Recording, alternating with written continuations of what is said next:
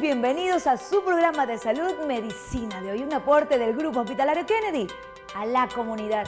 Muchas gracias por acudir a su cita médica en casa y compartir un domingo más con nosotros, donde juntos aprenderemos sugerencias prácticas para prevenir y cuidar nuestra salud y, por supuesto, siempre de la mano de los expertos. Hoy conoceremos los últimos adelantos médicos para lograr de esta manera una salud integral. Y a continuación damos paso a los titulares de hoy.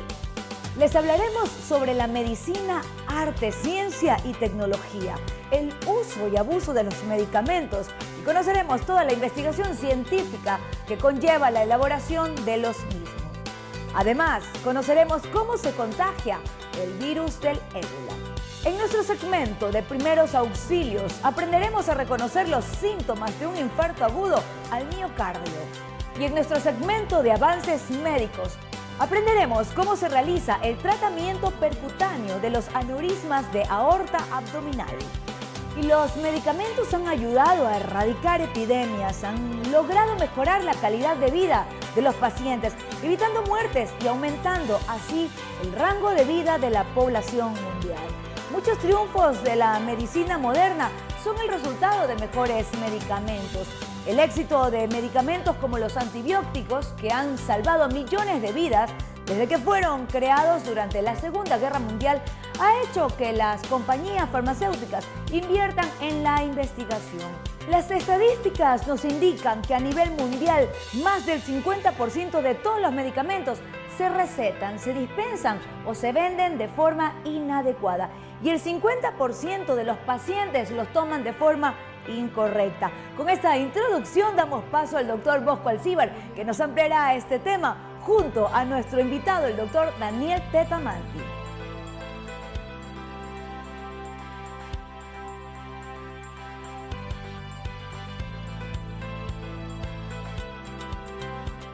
Gracias amigos y amigas por continuar con nosotros semana a semana en Medicina de hoy. Nosotros contentos porque sabemos que ustedes desde su domicilio nos sintonizan y están ahí prestos a coger nuestra información sencilla, útil y práctica para que sean ustedes un conocimiento que ayude a la solución de obstáculos. De esa vida diaria que la tenemos ahí minuto a minuto. El día de hoy, amigos y amigas, nos acompaña el señor doctor Daniel Tetamanti. Él es un médico clínico con una trayectoria aprobada. Bien pudiese decir yo, reúne las características que un médico necesita: vocación, formación y profesionalismo. Damos la bienvenida a Daniel y gusto que estés aquí con nosotros. Muchas gracias, Bosco, es un placer. Para dialogar sobre cosas que parecieran ya estar claras.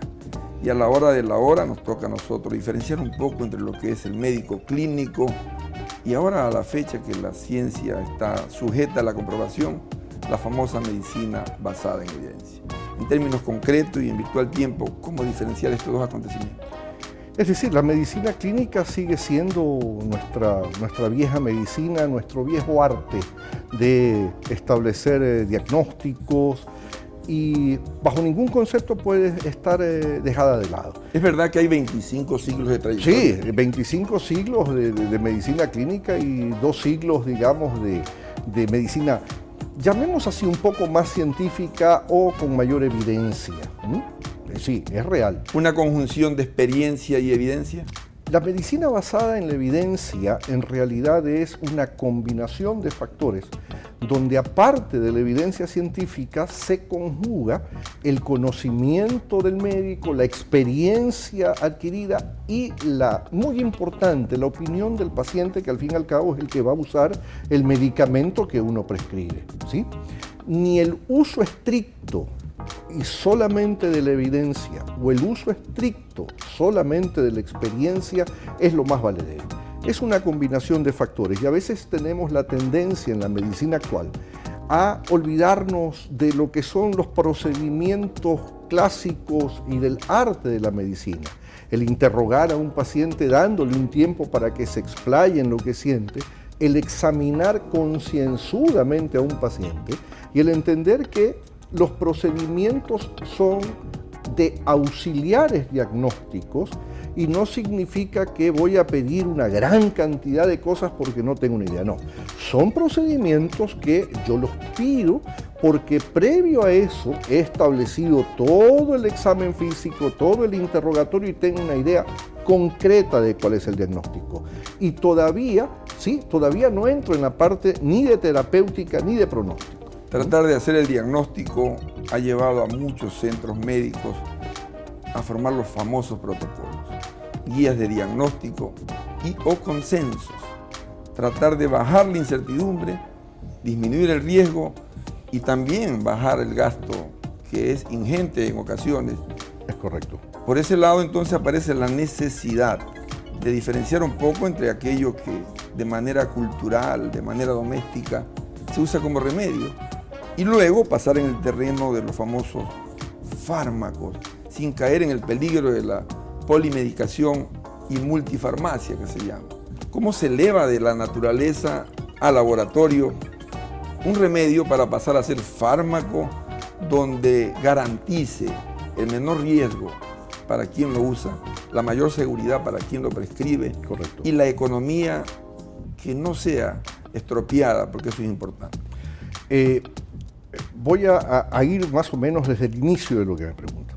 Efectivamente hay una buena cantidad de medicamentos que se originaron de productos naturales o que los encontramos en la naturaleza y que o la experiencia o la transmisión de persona a persona o digamos en una tribu de ese conocimiento con transmisión oral de la utilidad de determinada hierba o planta para el tratamiento de enfermedades, hace que el investigador intente de alguna manera comprobar si efectivamente eso es cierto.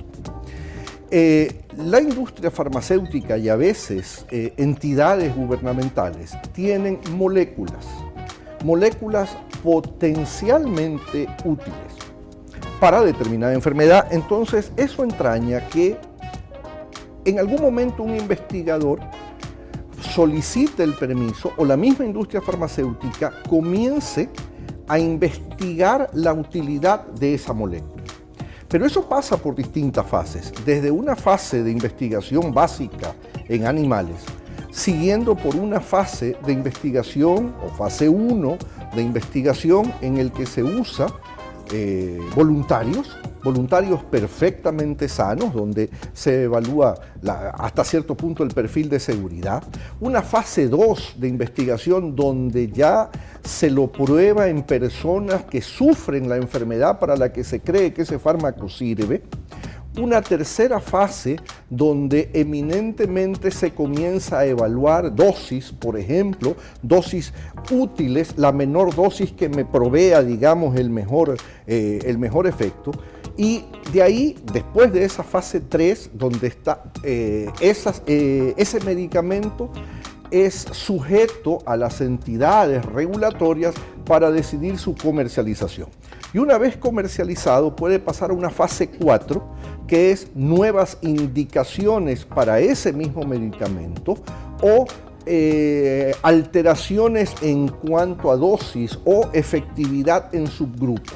Tremenda cantidad de fármacos, amigos, que a la fecha, por lo menos 150.000 fármacos están ahí a la disposición y dentro de ellos dividido en 70 grupos, pero cosa muy curiosa, nosotros como profesionales a la larga terminamos usando no más de 40 fármacos, pero sobre todo nuestra palabra que habla de lo que significa conciencia y de lo que significa nuestro procedimiento de primero no hacer daño. Continúen con nosotros, con el próximo bloque vamos a detallar un poco todas estas fases que ayudan a que el medicamento que llegue a su organismo tenga bajo riesgo y definitivamente ayude a solucionar el problema que le aqueja en el momento dado. Ya regresamos. En Grupo Hospitalario Kennedy nos preocupamos por tu salud. Calidad. Calidez. Tecnología. Profesionalismo. Experiencia. Tradición. Grupo Hospitalario Kennedy. Primero lo primero. Tu bienestar. Mi ñaña y mi cuñado recién fueron padres y me preguntan todo el tiempo cómo hacer esto y lo otro. Claro que algo sé, pero yo les digo que pregunten todo en el centro de salud. Eso sí, les recordé que al cuarto día de nacido tienen que llevarle a su primer control.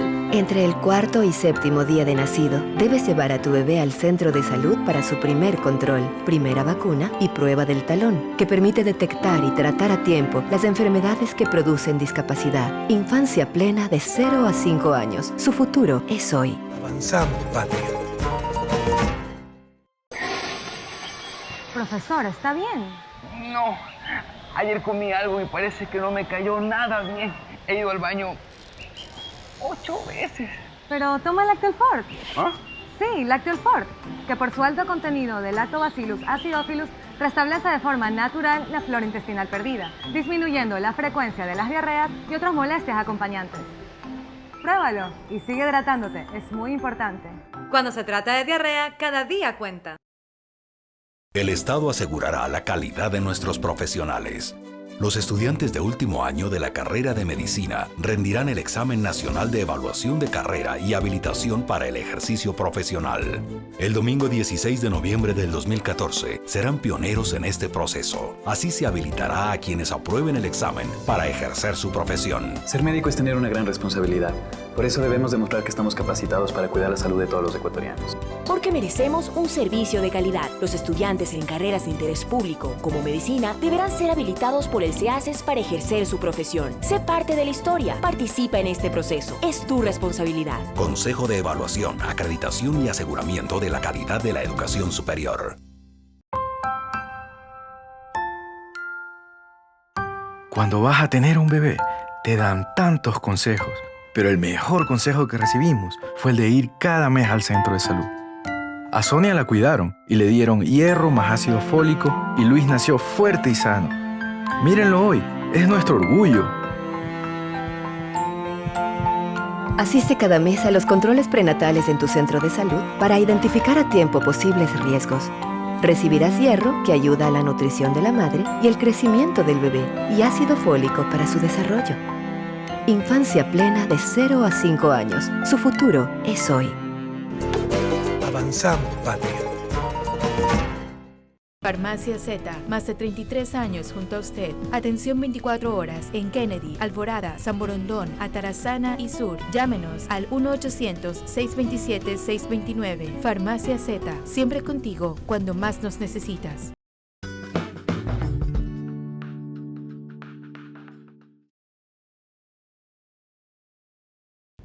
Estamos de regreso, amigos y amigas, aquí en su programa Medicina de hoy, en la grata compañía del señor doctor Daniel Tetamar, dialogando sobre algo realmente importante, el uso de medicamentos, el uso racional, el tratar de buscar el fármaco ideal, entre lo de marca y lo genérico, las fases que se llevan para el proceso de investigación, donde Daniel, a la larga, tratamos de hacer dos cosas. Primero, bajar el riesgo para ese organismo, porque no se trata de poner una sustancia más que lo afecte, y por otro lado, hacerle entender a quien lo usa que la solución no solamente es el fármaco. Hablábamos de las fases, fase 1, fase 2. ¿Qué pasa en el momento que después de todas estas fases llega el medicamento al mercado y de pronto comienza a presentar reacciones adversas? Por ponerte un medicamento, la talidomida que tanto problema dio con amputaciones de miembros y cosas. ¿Es que en esa época no habían estas fases? No, sí existían las fases. Lo que pasa es que no se usaban los grupos poblacionales que se tienen que usar, o más claro, tal vez las entidades que son encargadas de las regulaciones no eran tan estrictas. Todos estos efectos han ido haciendo que cada vez sea y se exija mayor evidencia y mayor seguridad para la aprobación de un fármaco. Sin esa evidencia y sin esa seguridad no se aprueba. Por eso es que, es cierto, existen fármacos que producirán problemas a 20 años, pero las investigaciones no pueden demorar semejante cantidad de tiempo para... ¿Cuál es el tiempo promedio que se lleva un fármaco que pasa de lo natural al laboratorio? Depende de para qué sirva. Mire que muchas veces los fármacos para cáncer se acorta muchísimo el tiempo. Porque si se descubriera, entre comillas, un fármaco que parece ser maravilloso, se intenta que esté para los pacientes lo más rápido. ¿Por qué? Porque hay pacientes que se están muriendo y que podría ser que ese fármaco le salvara la vida. Es decir, no existe un tiempo exacto, más o menos, desde que comenzó la investigación hasta que salió a la venta o que está para el público, entre 8 años y 10 años. A veces es más corto. En algunos fármacos se producen efectos colaterales 15 o 20 años después de haberlos ingerido o 15 o 20 años de estarlo ingiriendo. Entonces no podemos tener la certeza de... Pero definitivamente un fármaco que está a la venta y que es un fármaco de marca, en una gran mayoría de casos sí ha pasado por todos estos filtros, cosa que en el caso de los productos entre comillas naturales no tienen una evidencia científica que lo respalde, que realmente sirvan para algo. Nosotros los médicos lo llamamos placebo, ¿no? Estos procedimientos empleados para tratar de vendernos ilusión, y hay una frase interesantísima, amigos, cuando escuchen que esto sirve para todo, tenga presente que probablemente no sirve para nada. Pero por otro lado también los procedimientos médicos, no solamente los fármacos, porque el accionar terapéutico no solamente es cuestión de fármacos, han sido sometidas a pruebas. ¿Cuánto ha ayudado en el diagnóstico, en esa relación médico, familia, paciente, aparatos? Ahorita ya estamos frente al aparato, el espejo frontoluz como que quedó a un lado, la bata blanca ya no nos identifica, la usan muchos otros oficios, la maletita quedó a un lado, nos queda el estetoscopio. Sigue vigente y cuánto ha servido la evidencia para los procedimientos operativos en el paciente. Es decir, la evidencia científica es maravillosa, importantísima, básica, imprescindible e indiscutible. Pero tampoco se puede dejar de lado lo otro. Y lo otro no solamente es experiencia y conocimiento, sino la interrelación que debe existir del médico con el paciente, del médico paciente-familia, ¿ya? Y es clásico que uno diga que cuando hay esta química entre médico y paciente las cosas andan mejor.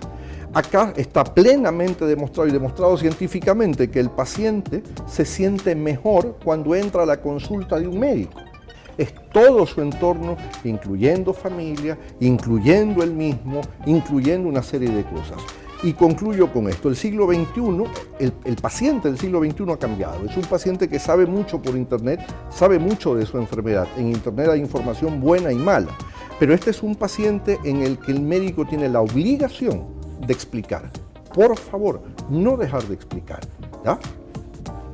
Daniel, realmente satisfecho con tu presencia aquí, quisiera que esto continúe. La suerte mía es que dialogamos día a día aquí en los corredores de la institución. Y ustedes, amigos, también podrán tener en otra oportunidad la presencia del doctor Daniel Tetamanti aquí en Medicina de Hoy. Importante, un fármaco no es, como llamamos nosotros, la panacea o la solución para todo. Es parte de un arsenal amplio, pero si hay un fármaco importante que al paciente le gusta, es la palabra de su médico. Gracias por su sintonía y continúen con nosotros. Un placer. Y es momento de hacer una pequeña pausa, pero al volver trataremos sobre el virus del ébola, que ha sido solicitado nuevamente a través de nuestras redes sociales. Ya regresamos.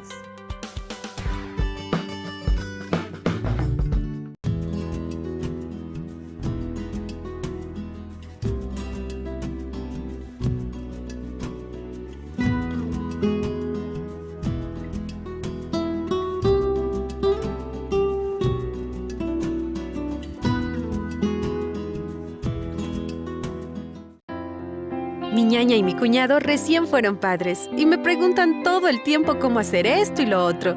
Claro que algo sé, pero yo les digo que pregunten todo en el centro de salud. Eso sí, les recordé que al 4º día de nacido tienen que llevarle a su primer control.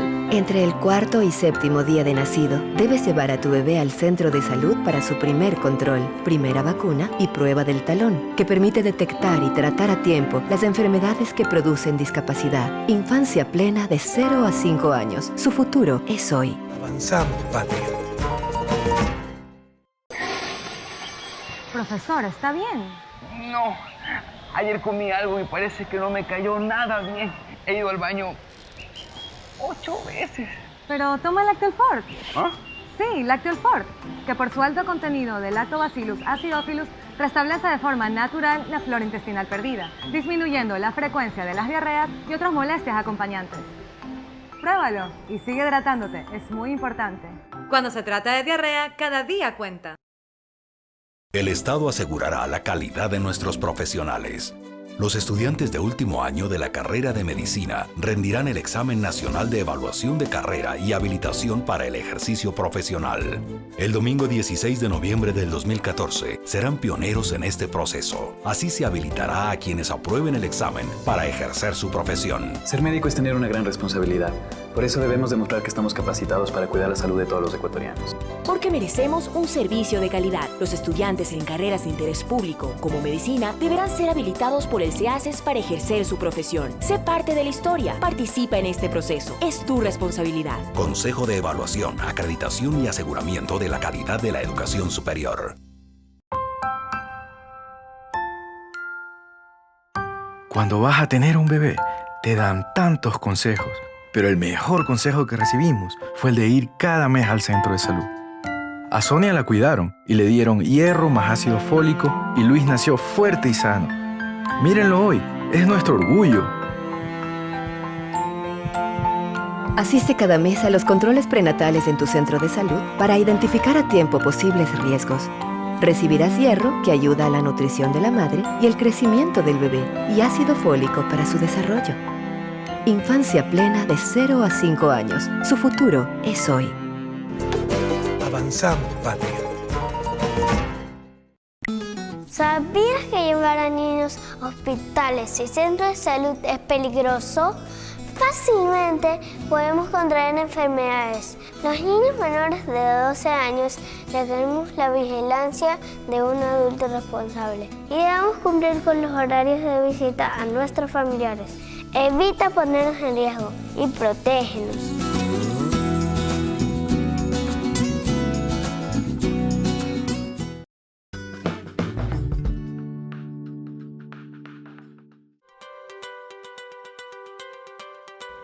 La enfermedad por el virus del ébola, EBE, comenzó en Guinea el pasado diciembre del 2013. Según cifras oficiales de la OMS, hasta octubre del 2014 en África Occidental, los enfermos del ébola ascienden alrededor de 14.000 casos, con una mortalidad de 4.922 personas. Constituye el mayor brote de EBE registrado hasta ahora y es catalogado como un evento extraordinario que supone un riesgo de salud pública para otros estados por las posibles consecuencias de una propagación mundial debido a su intensa transmisión tanto en la comunidad como en los centros sanitarios, dada la debilidad de los sistemas de salud en estos países afectados.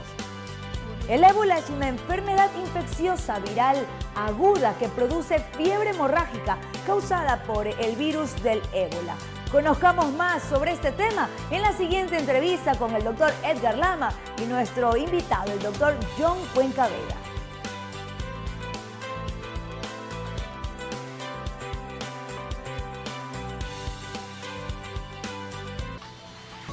Buenas noches, amigos. Gracias por estar nuevamente en nuestra presencia.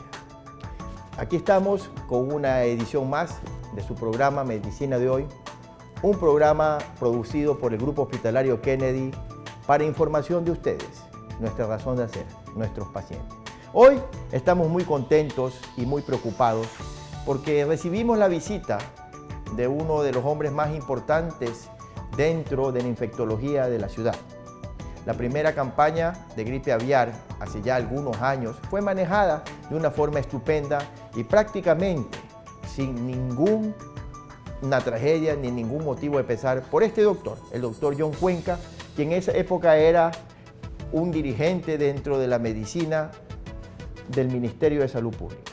Doctor John, cuéntanos, ¿qué va a pasar de una forma sucinta y una forma eficiente a la comunidad con el virus del ébola?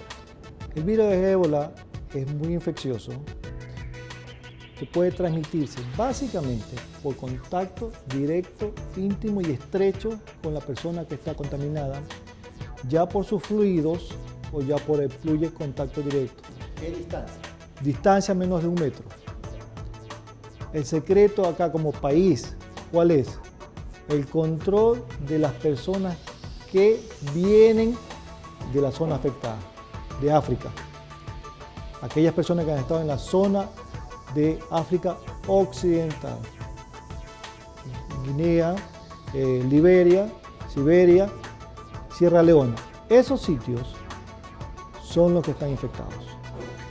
Ahora agregó Malí, pero bueno, básicamente los 3 primeros. De allí tenemos que las personas que provienen de esa zona, tenerlas en cuenta y ellas saber que tienen que informar en cuanto comienzan con síntomas de fiebre, malestar general o diarrea. Bueno, vamos a los síntomas. Sí nos gustaría que tú amplíes, por ejemplo, en la parte, porque la gente necesita informar.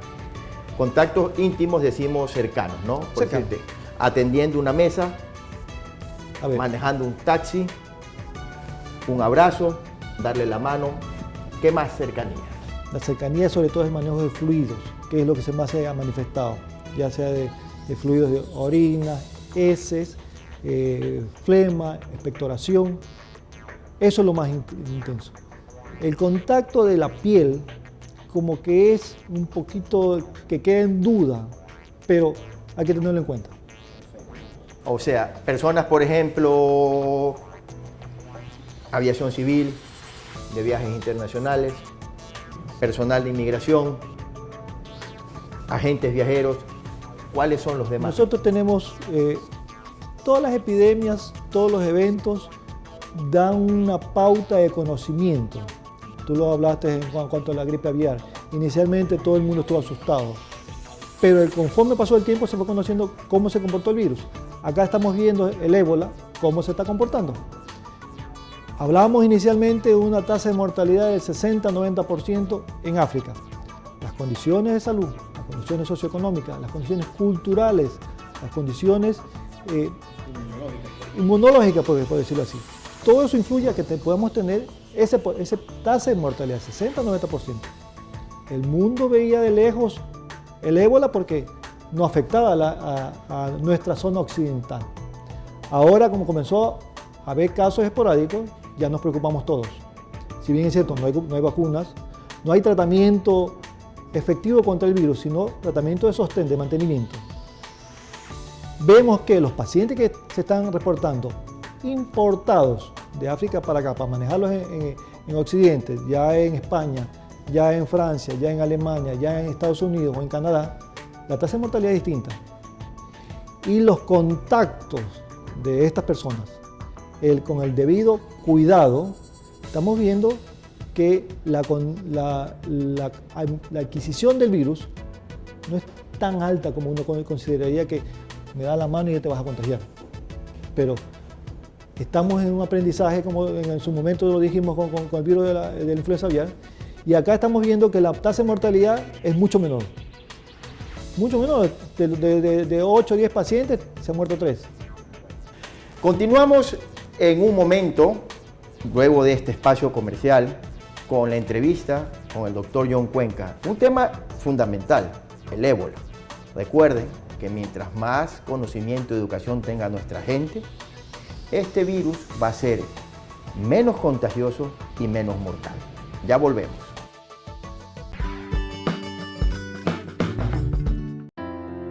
Mi ñaña y mi cuñado recién fueron padres y me preguntan todo el tiempo cómo hacer esto y lo otro. Claro que algo sé, pero yo les digo que pregunten todo en el centro de salud. Eso sí, les recordé que al 4º día de nacido tienen que llevarle a su primer control. Entre el 4º y 7º día de nacido, debes llevar a tu bebé al centro de salud para su primer control, primera vacuna y prueba del talón, que permite detectar y tratar a tiempo las enfermedades que producen discapacidad. Infancia plena de 0 a 5 años. Su futuro es hoy. Avanzamos, patria. Profesor, ¿está bien? No. Ayer comí algo y parece que no me cayó nada bien. He ido al baño 8 veces. Pero toma Lactel Fort. ¿Ah? Sí, Lactel Fort, que por su alto contenido de Lactobacillus acidophilus restablece de forma natural la flora intestinal perdida, disminuyendo la frecuencia de las diarreas y otras molestias acompañantes. Pruébalo y sigue hidratándote, es muy importante. Cuando se trata de diarrea, cada día cuenta. El Estado asegurará la calidad de nuestros profesionales. Los estudiantes de último año de la carrera de medicina rendirán el examen nacional de evaluación de carrera y habilitación para el ejercicio profesional. El domingo 16 de noviembre del 2014 serán pioneros en este proceso. Así se habilitará a quienes aprueben el examen para ejercer su profesión. Ser médico es tener una gran responsabilidad. Por eso debemos demostrar que estamos capacitados para cuidar la salud de todos los ecuatorianos. Porque merecemos un servicio de calidad. Los estudiantes en carreras de interés público, como medicina, deberán ser habilitados por el CEACES para ejercer su profesión. Sé parte de la historia. Participa en este proceso. Es tu responsabilidad. Consejo de Evaluación, Acreditación y Aseguramiento de la Calidad de la Educación Superior. Cuando vas a tener un bebé, te dan tantos consejos, pero el mejor consejo que recibimos fue el de ir cada mes al centro de salud. A Sonia la cuidaron y le dieron hierro más ácido fólico y Luis nació fuerte y sano. Mírenlo hoy, es nuestro orgullo. Asiste cada mes a los controles prenatales en tu centro de salud para identificar a tiempo posibles riesgos. Recibirás hierro, que ayuda a la nutrición de la madre y el crecimiento del bebé, y ácido fólico para su desarrollo. Infancia plena de 0 a 5 años. Su futuro es hoy. Avanzamos, patria. En Grupo Hospitalario Kennedy nos preocupamos por tu salud. Calidad. Calidez. Tecnología. Profesionalismo. Experiencia. Tradición. Grupo Hospitalario Kennedy. Primero lo primero. Tu bienestar.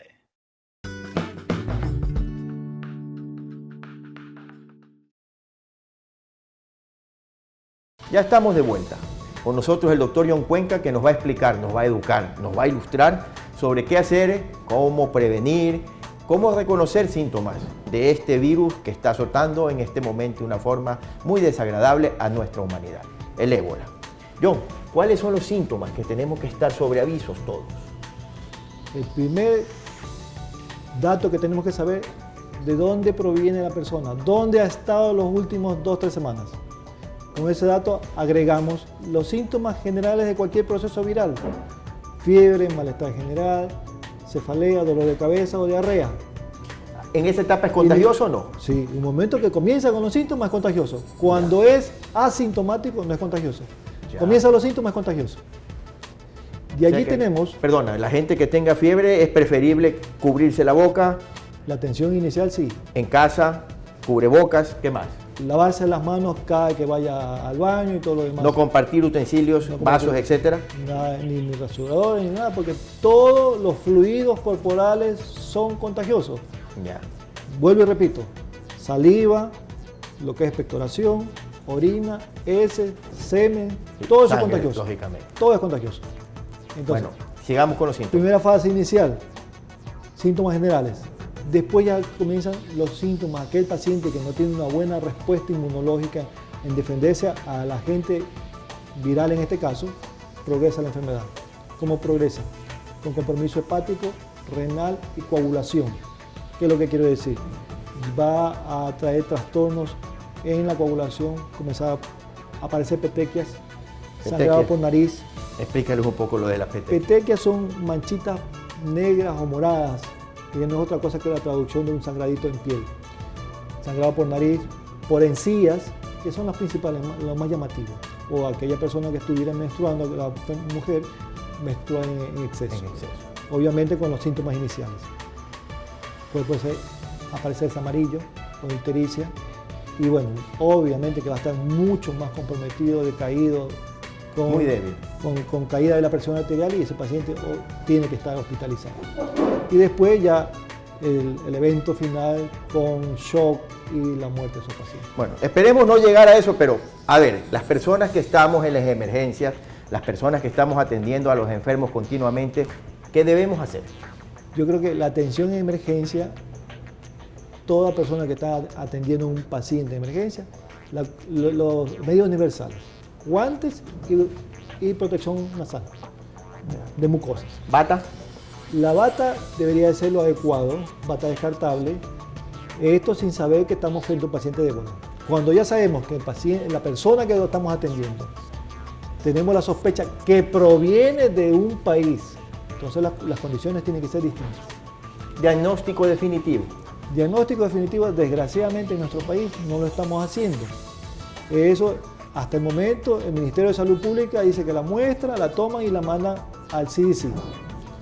No hay un reconocimiento oficial hasta el momento de parte del Ministerio de Salud Pública que el SPOL lo hace. Por el momento, el Instituto Nacional de Higiene, el INSPE, refieren que todavía lo mandan al CDC. Ese es el momento actual. No hay un reconocimiento oficial de parte del Ministerio de Salud Pública. Obviamente que montar todo un laboratorio para poder hacer el diagnóstico no es tan fácil. Tratamiento de esto. Tratamiento. Medicación para el virus específico no hay. Lo que se ha dado inmunoglobulina o anticuerpos monoclonales que se le ha dado para pacientes tanto el de España como el de Estados Unidos. O plasma que ha traído plasmaféresis. Plasmaféresis no. No. Y lo otro, el mantenimiento del sostén del paciente. Bien hidratado, si necesita pasarle plasma, se pasará plasma, plaquetas, glóbulos rojos, todo lo que significa hacer un mantenimiento del paciente. Obviamente que todo esto es una unidad de cuidados intensivos con un área aislada. Lo ideal es que un área de presión negativa y con las personas que atienden a estos pacientes con trajes de nivel 4 de protección. Ya. O sea que lo primero sería y notificación al ministerio para un transporte por el momento del hospital de aislamiento o infectología. Hay 2 hospitales en el país que están asignados, el Hospital de Infectología en Guayaquil y el Pablo Arturo Suárez en Quito. Son los 2 hospitales que se han adecuado áreas para atender a estos pacientes. Y es algo donde tienen que ser remitidos por el momento estos pacientes. Los instructivos dentro de la parte ministerial en cuanto a la parte de enfermedades contagiosas están muy claros, ¿no? Ya están dictaminados en cuanto a las autoridades. ¿Estamos preparados? Tienen las condiciones, han comprado los trajes y el protocolo que tienen determinado para el manejo de estos pacientes está listo. Debe ser referido a estos pacientes al Ministerio de Salud Pública. Perfecto. Bueno, creo que estamos en los albores, espero que sea equivocada mi apreciación, de una epidemia que puede llegar al país y creo personalmente que es muy posible que llegue al país. Necesitamos educarnos. Nuestro programa está encaminado hacia allá. Confucio dijo, solo la educación nos mantendrá libres, en este caso, libres de esta epidemia. Mientras más conozcamos, mientras más la ciudadanía esté presente de la forma de transmisión, mientras más claros tengamos esta situación, vamos a tener una epidemia más leve y con menos mortalidad. Bueno, recordemos que tenemos que estar muy pendientes de cualquier persona con síntomas, acudir a los hospitales inmediatamente, reportarlo al ministerio, que es nuestra única y más fidedigna herramienta para poder combatir la diseminación de esta epidemia. Agradecemos la presencia del doctor John Cuenca. Espero tenerlo dentro de los próximos programas con nosotros. Lógicamente no hablando del ébola, porque él conoce muchísimas otras cosas más. Y sobre todo, para darnos una información a ustedes. Seguimos con nuestra programación de medicina de hoy con una información que les va a ser muy importante. Gracias. Hay accidentes o enfermedades que surgen de manera inesperada y que requieren de nosotros respuestas rápidas y seguras. Cualquiera que sea el tipo de emergencia que se nos presente, siempre hay que evitar el pánico y la precipitación. El propósito de los primeros auxilios es aliviar el dolor y la ansiedad del herido o enfermo y evitar el agravamiento de su estado. El infarto del miocardio es el cuadro clínico producido por la muerte de una porción del músculo cardíaco que se produce cuando se obstruye completamente una arteria coronaria, suprimiendo el aporte sanguíneo. Si el músculo cardíaco carece de oxígeno durante demasiado tiempo, el tejido de esa zona muere y no se regenera. Se manifiesta con dolores o presión en la zona torácica, sensación de agotamiento, cansancio, mareos y dolor o calambres en el brazo izquierdo. A continuación, el doctor Ricardo Mármol nos explica qué hacer en caso de sufrir un infarto agudo.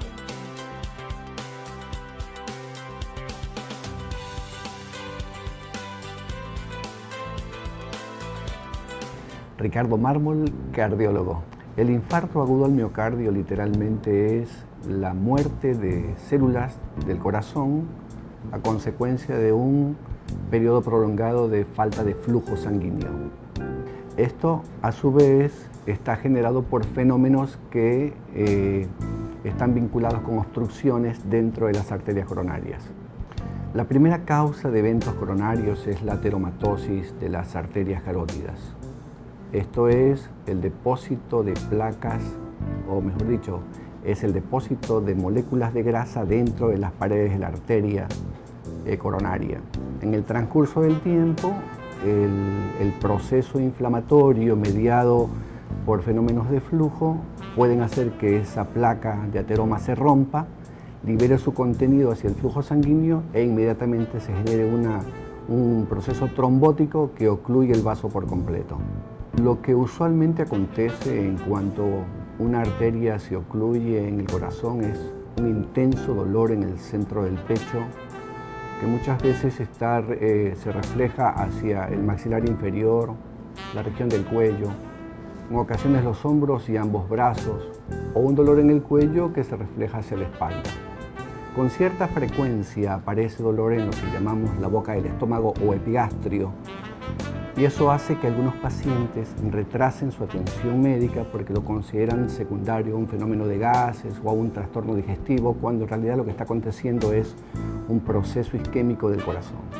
Digamos que ante la presencia de dolor de pecho en una persona, en una casa, sin tener en claro que ciertamente es un infarto eso, pero hay dolor de pecho intenso, con irradiación a las zonas que hemos comentado anteriormente, lo más sensato en ese momento es administrar una tableta de aspirina, llamar a su médico de cabecera o dirigirse tan pronto como sea posible a un centro médico.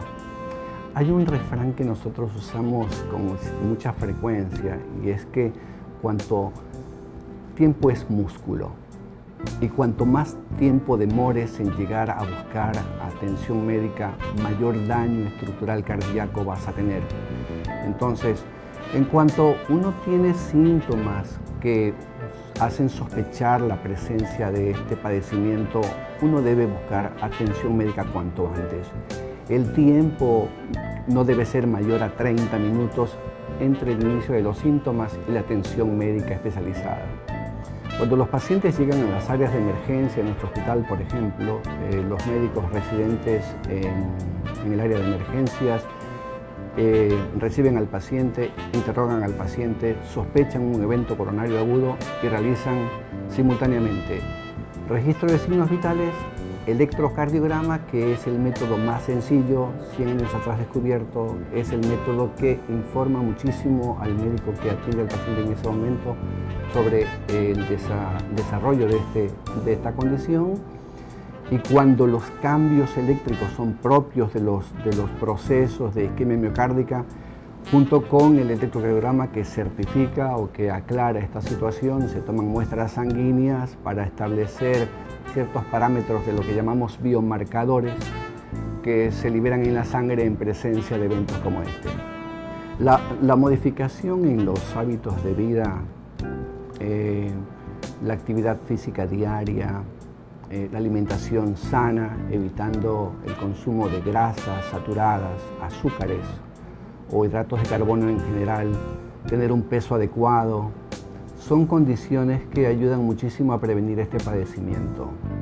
Hay datos de la Organización Mundial de la Salud que nos hacen saber que más del 80% de las muertes que acontecen en el planeta están relacionados con eventos cardiovasculares y de estos, una buena parte, infarto al miocardio.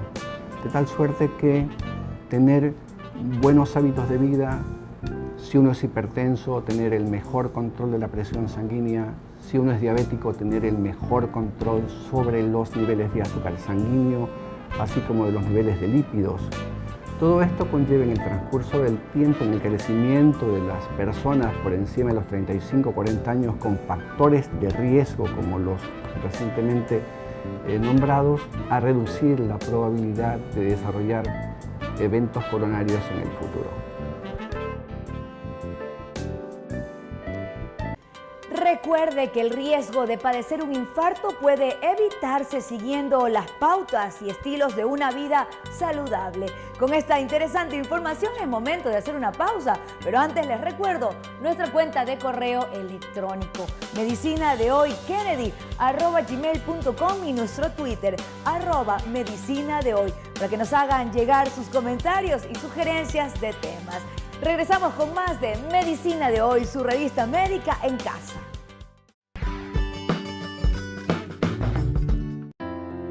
Mi ñaña y mi cuñado recién fueron padres y me preguntan todo el tiempo cómo hacer esto y lo otro. Claro que algo sé, pero yo les digo que pregunten todo en el centro de salud. Eso sí, les recordé que al cuarto día de nacido tienen que llevarle a su primer control. Entre el cuarto y séptimo día de nacido, debes llevar a tu bebé al centro de salud para su primer control, primera vacuna y prueba del talón, que permite detectar y tratar a tiempo las enfermedades que producen discapacidad. Infancia plena de 0 a 5 años. Su futuro es hoy. Avanzamos, patria. Profesor, ¿está bien? No. Ayer comí algo y parece que no me cayó nada bien. He ido al baño 8 veces. Pero toma Lactel Fort. ¿Ah? Sí, Lactel Fort, que por su alto contenido de Lactobacillus acidophilus restablece de forma natural la flora intestinal perdida, disminuyendo la frecuencia de las diarreas y otras molestias acompañantes. Pruébalo y sigue hidratándote, es muy importante. Cuando se trata de diarrea, cada día cuenta.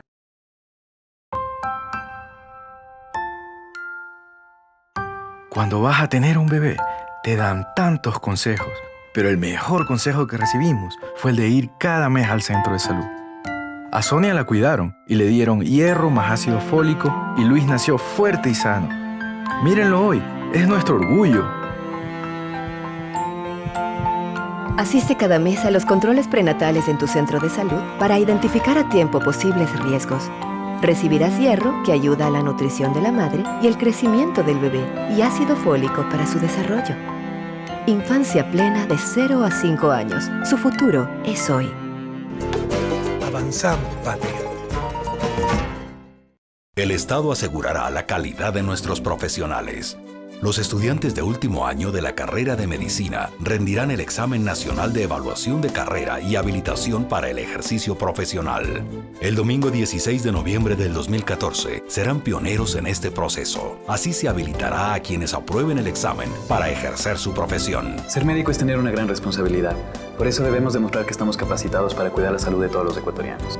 Porque merecemos un servicio de calidad. Los estudiantes en carreras de interés público, como medicina, deberán ser habilitados por el CEACES para ejercer su profesión. Sé parte de la historia. Participa en este proceso. Es tu responsabilidad. Consejo de Evaluación, Acreditación y Aseguramiento de la Calidad de la Educación Superior. En Grupo Hospitalario Kennedy nos preocupamos por tu salud. Calidad.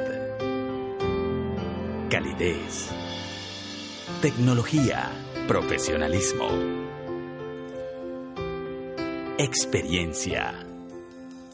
Tradición. Grupo Hospitalario Kennedy. Primero lo primero. Tu bienestar.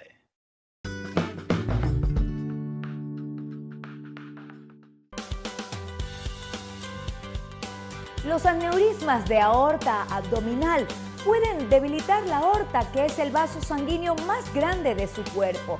Esto puede convertirse en un problema de salud potencialmente grave, que puede ser fatal si el aneurisma se rompe, causando una hemorragia interna masiva. Esta endoprótesis o la reparación endovascular del aneurisma es una nueva forma de tratamiento para este padecimiento, que es menos invasiva que la cirugía abierta. y consiste en colocar un stent dentro de la aorta abdominal para ayudar a evitar la rotura del aneurisma, reforzando la pared de la aorta y ayudando a preservar la zona dañada. A continuación, el doctor Edgar Lama nos dará a conocer cómo se realiza este procedimiento quirúrgico.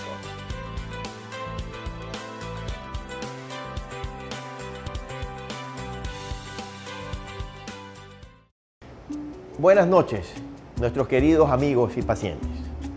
Gracias por estar de nuevo con nosotros y vamos a dar inicio a uno de los segmentos que a mí personalmente me gustan muchísimo. En este segmento yo describo con palabras normales, con palabras vulgares, podríamos decirlo así, lo que los médicos hacemos, los avances médicos, pero hechos con una traducción de la terminología, que no por ser pedantes, sino porque estamos acostumbrados a ello, los médicos utilizamos entre nosotros.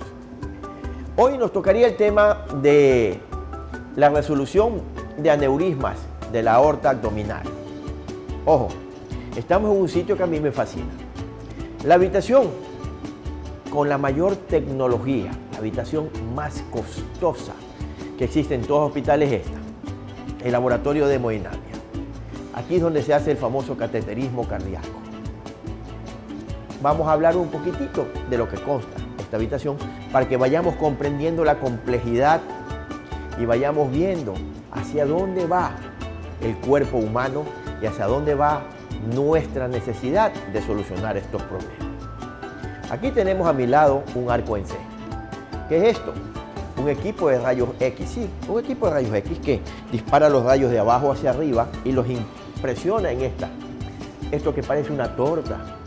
Es un receptor de rayos X y los traduce a señales digitales, 100% digital, y llamamos los médicos de ánodo de rotación continua. Son terminologías que no vale la pena aprenderse, pero lo tengo que decir.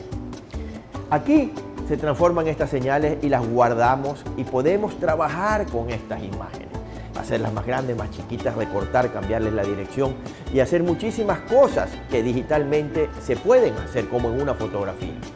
Y con ellos lograr tener una idea más clara de dónde, a dónde podemos poner el stent, a dónde tenemos que dilatar, qué parte tenemos que obviar en la cirugía y a dónde colocar todas las cositas que utilizamos ahora. Se traducen en varias pantallas.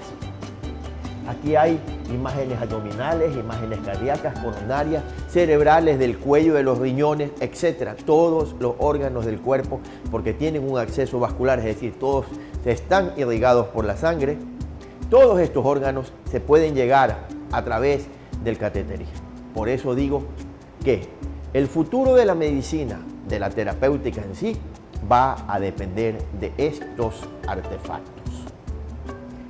Vamos a conversar el tema de hoy, que es el aneurisma de aorta abdominal.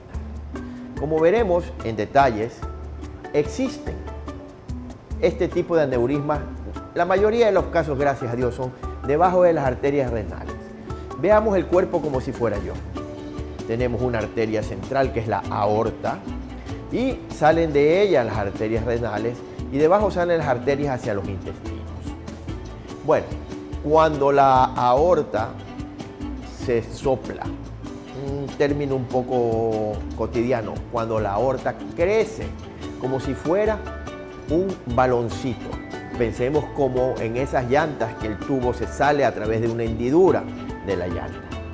Ese soplado, esa protrusión que no debe existir en un tubo, eso sucede en la aorta y eso se llama aneurisma de aorta. Se va creciendo la aorta y por la ley de Laplace, que suena muy difícil pronunciarla, la diré muy rápidamente, la pared o la tensión sobre la pared de un cuerpo es directamente proporcional al radio de la misma e inversamente proporcional al grosor de dicha pared.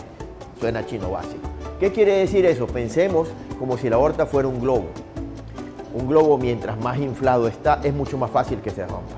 Cuando está menos inflado, podemos jugar con él, tirarlo y hasta a veces con una pluma empujarlo y no le pasa nada.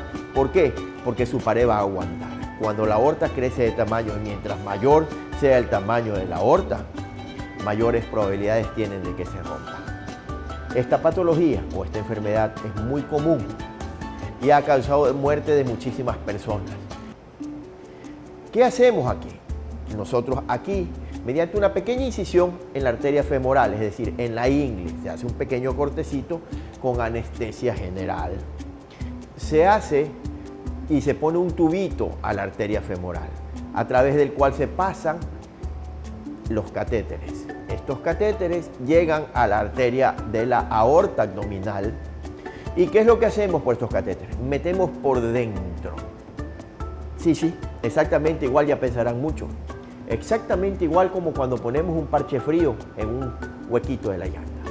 Se pone por dentro de la aorta, para que la presión que viene de adentro hacia afuera lo sostenga sobre las paredes. Se pone por dentro otro pantaloncito como es la aorta. Exactamente igual. Este pantaloncito es recubierto por una especie de tela especial, de un material especial, y soportado por una malla de alambres que se llaman unos alambres de nitinol, y esta malla va creciendo y lo impacta así, tac, sobre las paredes de la aorta, así haciendo un refuerzo de adentro hacia afuera. Es la forma más segura de proteger que nuestra arteria aorta abdominal no se rompa.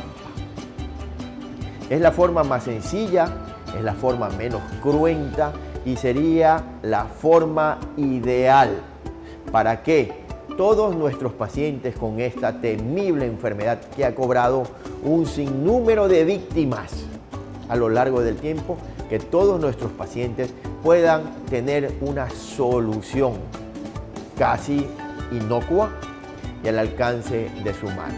¿Cuál era la alternativa? Bueno, en algunos casos no se pueden hacer porque han pasado mucho tiempo, las personas se descuidan, no tienen control sobre su cuerpo, no se han hecho exámenes. Hay que abrirlos, hay que hacer una resolución o un reemplazo de esa aorta que está demasiado grande. Se hace una incisión grande a lo largo del abdomen y luego llegan los cirujanos, yo a la cabeza, entramos a llegar a la aorta y hacemos un reemplazo por un pantaloncito igual de un material especial, que es un material doble trenzado con recubierto para evitar que no sangre por el material, y hacemos la unión de la aorta con los vasos ilíacos o los vasos femorales, dependiendo de cuál sea el caso. Esta alternativa, si me dicen a mí, la prefiero para mí y mis familiares. Depende de ustedes. Por favor, señores, si tienen antecedentes de la familia que tienen problemas de este tipo, muy sencillo, un eco abdominal nos da la solución, nos da el diagnóstico. Hacerse de vez en cuando una ecografía, un control, visitar a sus cardiólogos, visitar a nuestros médicos, que ellos detectarán de una forma temprana y de una forma eficaz, sobre todo esta patología. El diagnóstico es muy sencillo, la solución, como ustedes ven ahora, en el momento que sea preciso, depende del grado avanzado o no de esta enfermedad que nos da tiempo. Les agradezco mucho y esperamos volver algún momento después a esta misma área, porque tenemos muchísimas tipos de enfermedades solucionables aquí. Gracias. Recuerde, para reducir el riesgo de aneurismas, consuma una dieta cardio saludable. Haga ejercicio, deje de fumar y disminuya el estrés. Si tiene presión arterial alta o diabetes, tome los medicamentos como su médico le haya indicado. Y ahora es momento de sembrar conciencia.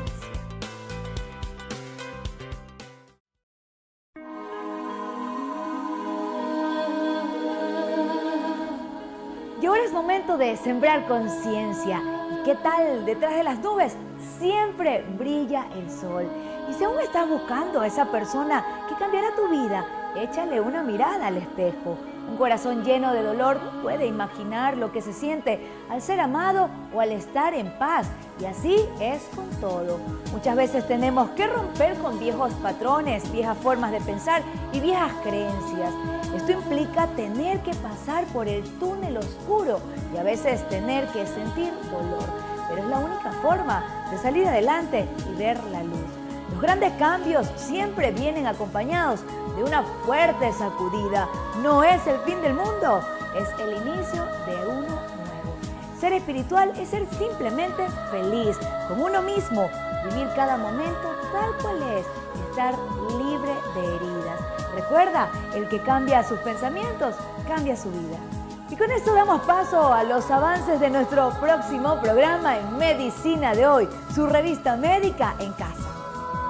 Nuestro próximo programa conoceremos las ventajas y beneficios de los talleres para futuros padres, aprendiendo y compartiendo todo el proceso de la gestación y el parto. Además, conoceremos las técnicas de reproducción asistida y su efectividad para ayudar a parejas que tienen dificultad o imposibilidad de lograr embarazos de manera natural. Les explicaremos cómo se realiza una endoscopía digestiva alta o gastroscopía. ¿Qué es? ¿En qué casos es recomendable hacerla? En nuestro segmento de avances médicos les explicaremos cómo se realiza una fertilización in vitro. Muy bien, Di, el programa ha llegado a su fin. Y eso lo importante es, Alexandra y Edgar, que semana a semana estamos aquí, amigos, tratando de dar nuestro contingente. Medicina y medicamentos, ciencia, tecnología y procedimiento, pero sobre todo en Grupo Hospitalario Kennedy sabemos darle la cara al dolor y al sufrimiento, Edgar y Alexandra. Así es, doctor, y pues hoy hemos tratado temas de mucho interés como la importancia de la medicina científica, los fármacos, el uso y el mal uso de ellos. También conocimos cómo se soluciona un aneurisma aórtico vía percutáneo con la colocación de una endoprótesis. Bueno, son temas importantísimos, son temas fundamentales. Estamos realmente conscientes de que nuestra labor, además de sanar, es instruir, es educar a ustedes, los que nos visitan cada domingo aquí en su cita médica. Recuerden el tema de hoy, el ébola. Fundamental que todos estemos conscientes, porque cada uno puede aportar un granito de arena para mitigar la virulencia y la mortalidad de esta epidemia. Lo del aneurisma de aorta, bueno, eso es, como diríamos nosotros, la fresa del pastel, porque es un tema precioso que nos hace a nosotros vivir la medicina.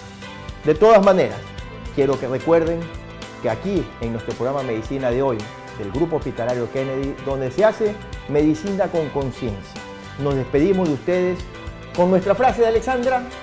Muy bien, somos un nexo entre el especialista y usted. Los esperamos la próxima semana. Será hasta pronto.